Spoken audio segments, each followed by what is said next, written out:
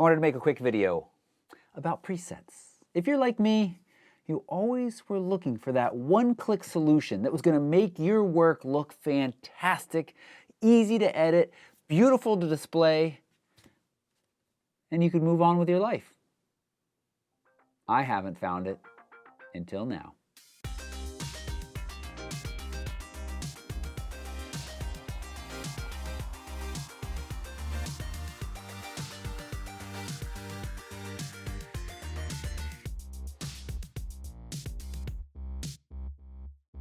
First, I want to really quickly tell you that this video is brought to you by Squarespace. Look, it's 2020. You need a beautiful place to display your beautiful work.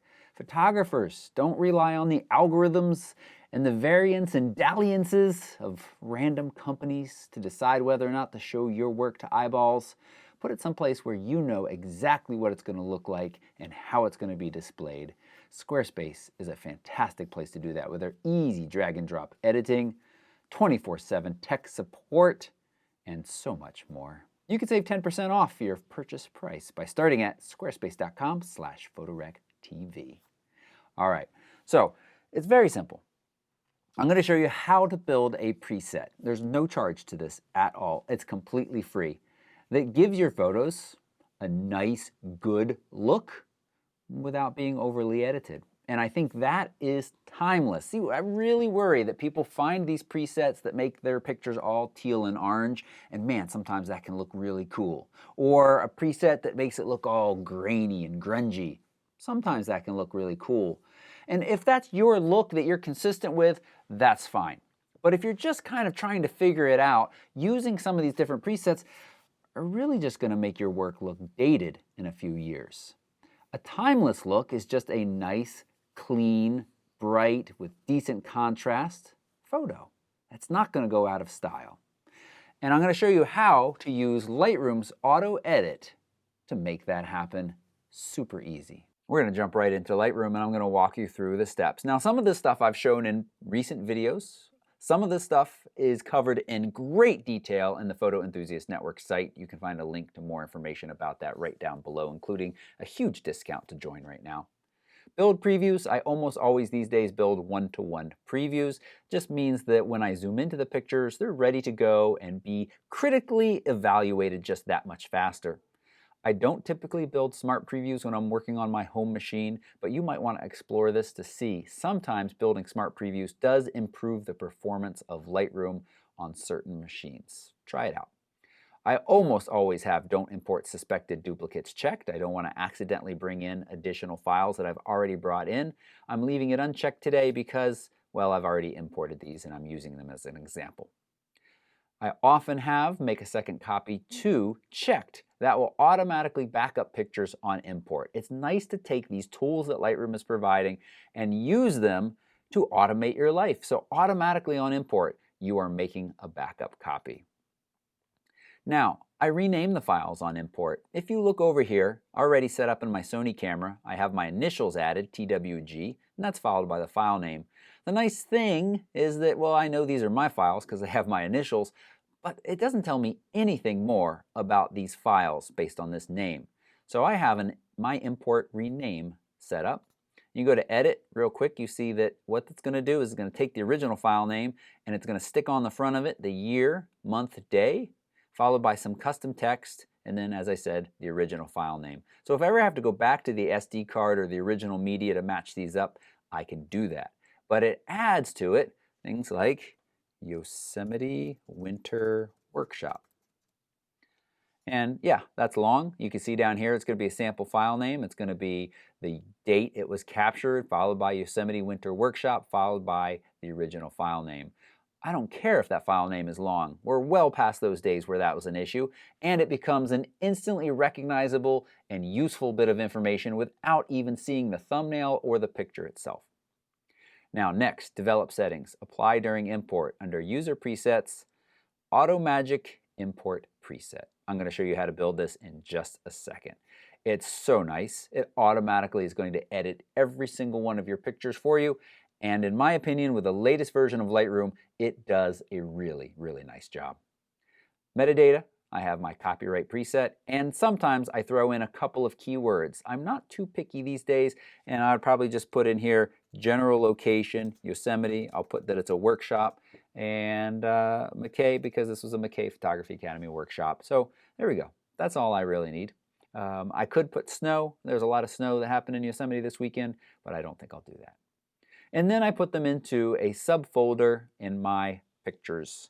So I've already got that set up here, Yosemite Winter Workshop. They're going to go right into there. All right, then I'm going to hit import. Automatically, they're all going to be edited. Let me show you how to build that preset. All right, the import has finished. I'm looking at the first image that I've imported, and you can see that all of the sliders are already moved. I didn't do this. This was the preset, and it's not a fixed value for every picture. For instance, if we go to another image that has automatically been imported and edited, you can see that those numbers are different. So plus 0.17 for exposure, plus 5 contrast. Let's go back to that original. Plus 38, plus 5 for contrast, minus 78 for highlights. They're different, trust me. So let me prove it another way. If I hit the reset button, it takes it back to straight out of camera. Now if I hit auto, it's going to jump back to those values. So yes, you can go through and hit auto for all of these pictures. You could go into the grid mode and you could hit auto for all of these pictures, but you would be missing a couple important things that I want to cover for you. So let's go back to the develop panel. There are some things that I want to do to all of these images. Auto automatically adjusts the 6 sliders right here in this tone panel. And in the presence panel, it adjusts the vibration and saturation, nothing more. So I always add a little bit of texture and a little bit of clarity to every image. So what I'm going to do is I'm going to go ahead and increase the texture to 10 and the clarity to 15. Somewhere around there. You might adjust those based on what you're shooting or your personal style. Now I'm also going to go down into the lens correction section, and I'm going to check remove chromatic aberration and enable profile corrections. Most of the time this will then automatically populate with the lens that you were using for this shot. And what's nice is it will look at every single image in the metadata embedded in it and switch that to be the make and model and the profile needed for your setup. So I'm have both of those checked. I also might go into the detail panel and change my sharpening and then up it a little bit. I think 60, 1.2, and I often leave detail right around 30. Are pretty good standard numbers. Now there's a quick tip. You can actually set up different noise reduction defaults for different noise levels in your image, different ISOs. We're going to talk about that in a future video. So I've changed under basic, I have the auto button plus a few more sliders I tweaked. I have the detail button or the detail panel adjusted and lens correction adjusted. Now with all of those, I can come over to the presets, hit the little preset and say create preset and call it new auto magic import preset. You of course can call it whatever you want. I'm going to check the auto settings, and then actually what we could do is check auto settings, and then we worked in the texture and clarity, and we worked in sharpening and lens correction. So now every image that gets imported will automatically have a specific auto setting applied for that image. I used to hate the auto button in Lightroom. I thought it was terrible. I never agreed with how it edited its images. But then in a recent version update, I'm using the latest version of Lightroom Classic, Creative Cloud, blah, blah, blah. About 6 months ago, maybe a little bit more than that, they made a change, and that auto button became, in my opinion, much more useful, and I agree with its edits 98% of the time. It doesn't do good or doesn't do well with astrophotography or other kind of unique lighting shots, but for general portraits, landscapes, general photography, it does really, really well. And if it's going to move the sliders the same as I'm going to move the sliders, then why not let it move all of these sliders on all of these pictures automatically on import? That's my question. And I think the answer is yeah, I'm going to do it. So now I hit create. The next time I go to import pictures, all I have to do is choose new Magic, I missed a no there, import preset. Those pictures are going to come in, automatically have all of that applied, and be ready to go.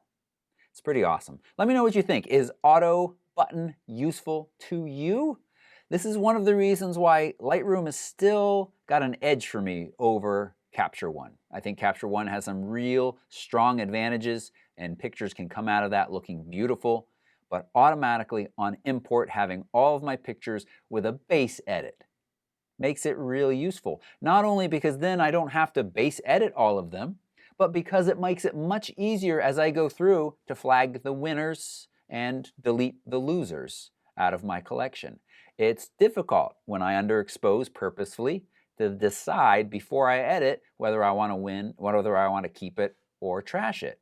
And so now, getting that base edit in there gets it to a point where it looks pretty good and allows me to easily decide whether it's a keeper or a loser. And for family pictures and quick snapshots, it's often all of the editing that's needed. If this is a fine art piece that I'm going to hang on my wall, I certainly will spend a lot more time on this image, but that base edit really will make me quite happy. Again, put your comments and your thoughts about this right down below this video. I hope you found it useful, and if you're going to build a beautiful website, I think Squarespace is one of the best places to do that. You can do that at squarespace.com/PhotorectTV to save 10% off your purchase price. And you can follow me on Instagram, reach out. That's the best place to contact me. But of course, leave those comments down below as well. Thanks so much for watching. Bye-bye.